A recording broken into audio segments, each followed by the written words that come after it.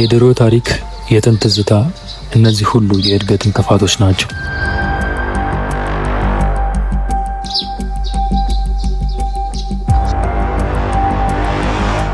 ትናንትና ለኔ ትርጉም የሌለው ባዶ የታሪክ መዝገብ ነው።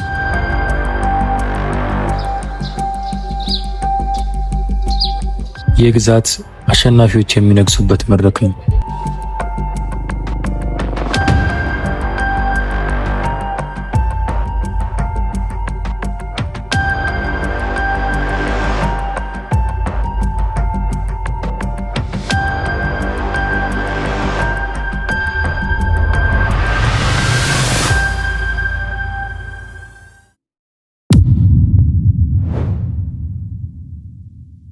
ቅርስ፣ ትዝታ፣ እነዚህ ሁሉ የተሸነፉ ሰዎች ቃል ናቸው። ዓለም የምትገነባው በአዲስ ንድፍና ብረት ነው። ይህ አሮጌ ጭቃና ድንጋይ ለምን እንደቆመ እንኳን አላውቅም። ማንነት እያሉ የሚያወሩ ሰዎች ተስፋ ቢስነት ስብስብ ናቸው። እኔ የአሁኑ አርክቴክት ዛሬ በዚህ ቦታ ላይ የምሰራው ፎቅ ያለፈውን ታሪክ ብቻ ሳይሆን ስሜት አልባ የሆኑ ሰዎችን ጭምር መደምሰስ አለበት። ትናንትና ሞቷል። ዛሬ የኔ ቀን ነው። አፍርሱት።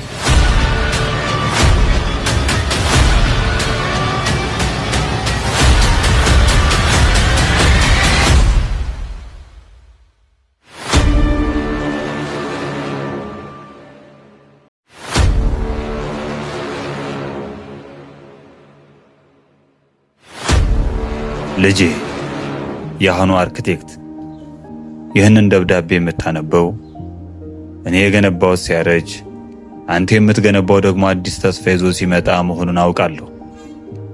እኔ በትናንት ድካሜ ውስጥ ነገን አልሜያለሁ። አንተም በዛሬው ጥበብህ የሁላችንንም ብሩህ ጊዜ እንደምትቀርጽ አምናለሁ። ልጄ፣ አንድ አደራ ስማኝ። አርክቴክት ማለት ድንጋይ የሚቆልል ሳይሆን ሕይወትን የሚያንጽ ባለሙያ ነው። እኛ ድሮ ይህንን ግድግዳ ስንመርገው ጭቃውን ብቻ ሳይሆን መተሳሰብንም አብረን ለስነነዋል። በበሩ መቃን ላይ ፍቅርን ተክለናል።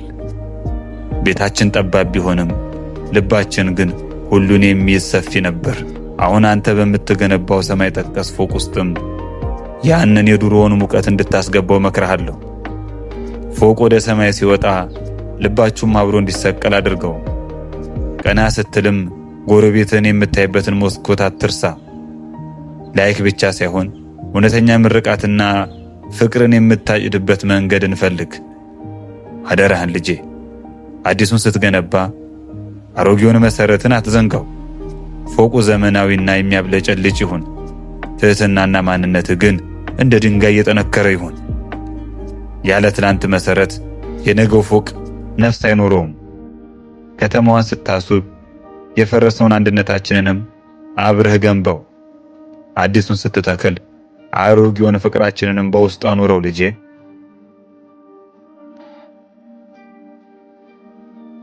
ከአናጺው አባትህ።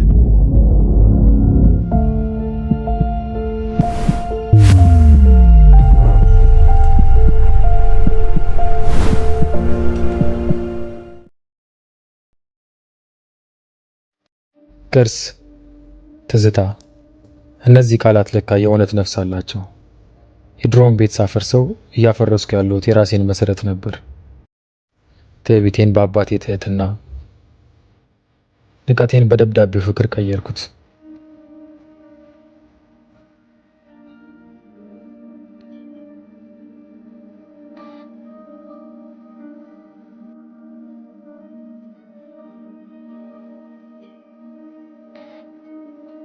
ዛሬ አዲሱን ፎቅ ወደ ሰማይ ቢረዝምም የሚቆመው ግን ትናንት በተጣለው ጠንካራ መሰረት ላይ ነው። ምክንያቱም ያለ ትናንት መሰረት የነገው ፎቅ ነፍስ የለውምና።